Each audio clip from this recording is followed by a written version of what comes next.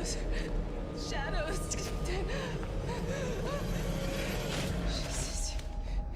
She sees you coming. Who? It's too late. You can't save it. You'll try. It'll consume you. What did he say? Yo, this is Storm Sage and welcome to the Sage Network. Today we will be diving into the new DLC from People Can Fly, Worldslayer. Has this elevated Outriders to playable status, or is the in-game grind even worth your time? Will you ever be satisfied? Again, that's a Hamilton reference, by the way. Let's dive in and see if this DLC is in Sage mode or needs a Sensu bean. Let's go ahead and jump right into it, y'all. Outriders. Your campaign makes me sad. There's a lot of good bones in this game. They had a pretty good setup after the base game, and some of the villains were memorable too. Remember Malik, the fire guy with all of the, him. He was pretty cool. The DLC of Outriders is more of a connection to the new game Trials of Gratin. Just kidding. Those are mashed potatoes. Trials of Tarja Gratar. Then a fleshed out storyline with impactful plot points, devices, and storylines. The charm that the original storyline had is still in there, with the gritty Quentin Tarantino style dialogue, and I say that loosely. That in itself is interesting. Some of the swearing and very robust yelling and grunting that goes on in the background from your character gives it life, and I think it should be kind of fleshed out and kind of digged into a little bit more in next DLCs. Trying to pin together those great moments though with the storyline is unfortunately hard to do. This DLC does, however, give life to further iterations down the road, and the possibilities are endless with how the story ends.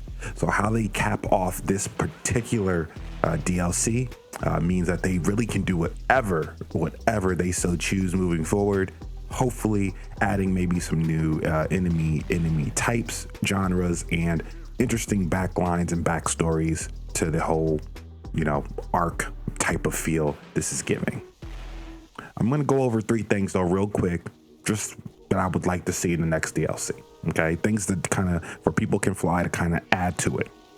Please slow down the pacing. Skip is available for people who do not want to engage in the storyline. You've given the option for people to skip and to move forward and get to the looting and get into the shooting. Slow down with the story. Let the characters grow on us a little. Let it marinate some of these relationships and how impactful they are. Big dramatic scenes hit less when the attachment to those characters are minimum. Games like to throw lore into a side menu. This game specifically kind of gives you a side menu where you can look at clips, look at information for different enemies and archetypes and weapons and backstories, and I love it. If you want to have a fleshed out storyline, you have to add some of those elements in the game itself. But again, I digress because I understand that the meat and potatoes in the game is gameplay and looting. But there is a community out there that does enjoy your storyline, People Can Fly. I do like some of the bones. I do like some of the characters, some of the humor. Tiago's back. Tiago Splitter, as I call him on stream. So I do like that. But again, let's dig deeper on the next one and slow down the pacing a little bit. Number 2. This is strictly because of the campaign length. It took me about 4 to 5 hours with some stopping and kind of solo. I didn't do it with a team to complete the game, the main basic campaign level. Now, some people are confused. I do think that the campaign ends once you defeat the big baddie, the big boss. But there is an additional kind of movement from that point onwards to Tarja Gratar, the trials, and I think they mean for you to do that as a solo experience your first time. And I don't know if, and then the storyline kind of ends there. So I'm not too sure if that's something that they're adding to the length of time for the completion.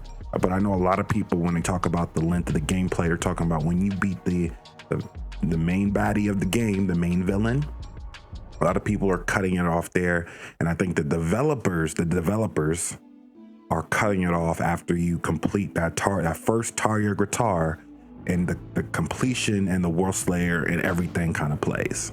So if you look at that, that adds at least another hour and a half to gameplay time playing for that. But if you're just talking about the base game, of what we feel like is the base game, you got to bring the price down. The content in itself is not repeatable, or needs to be repeated at any time. Separation of the end game and story needs to occur, or become a live service game. This game reeks of live service, and they really need to rethink their mindset on what's live service, what they can do with a live service game, and what needs to happen. That's how this game will probably be in its best state, if they can actively update things every couple of weeks. And then my third one, and this is a very minor one, no new apocalypse gear choices early. So throughout the gameplay, you can get a random drop of apocalypse gear, legendary tier, if you're lucky, based on where you're at when you start the campaign. But in the old iteration of the game, they did give you, or the base iteration, I should say, they did give you the option of choosing some legendary gear to get an idea of the new weapons and to make a choice. I think they should have done that in this one too. Very early on, you get a choice of some type of weapon with 3 mod slots, and then that way you can utilize that legendary weapon throughout your playthrough, get a feel for how those 3 mod slots work, and then go from there. Very disappointed that they didn't give you that choice early, so that people who aren't locked into YouTube get an idea of what they're going to be grinding for if they continue with this Tarja Gratar end game content loop. Overall, I'm looking at 5 out of 10 on this campaign. You could go 4 out of 10. I'll give it a 5 out of 10 because I am a fan. I am a personal fan of the gritty humor, a lot of the swearing and all of that, and especially the scenes where it's, as you see in the beginning of this video, especially the scenes where it's terrible writing, but it's on purpose. I love stuff like that. So we're gonna go ahead and move over to the end game, where we're gonna talk about the end game choices they made and kind of go from there. I know a lot of people have been asking me, is this worth $40? And what I will tell you is that if you like looter shooter games and don't mind sinking upwards of, I say, about 80 to 100 hours into the game, then I would not suggest Outriders to you.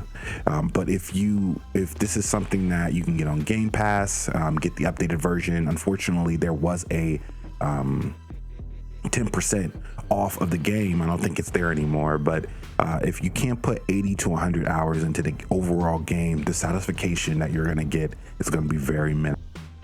All right, y'all, so that is my overall thoughts on the campaign for Outriders. Again, if you guys love the content or love this video, go ahead and hit that subscribe button. Or if I gave you some information, again, follow me on Twitch as well. Twitch.tv/Sage Network for live streams Monday through Fridays. And the next video is going to be about the end game. We're going to get into the end game. We're going to get into some of the nitty gritties, some of the things I like, and some of the things that are pretty bad. As far as the longevity of this game, I'm a little worried. Actually, I'm not a little, I am a lot worried about the longevity of this game.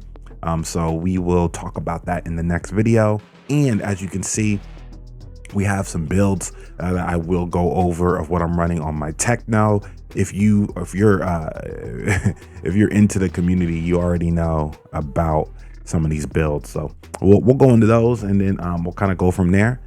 Again, I appreciate all you fellow sages out there, all the new subscribers, and again, always follow your ninja way. I will see you guys on the next video. Peace.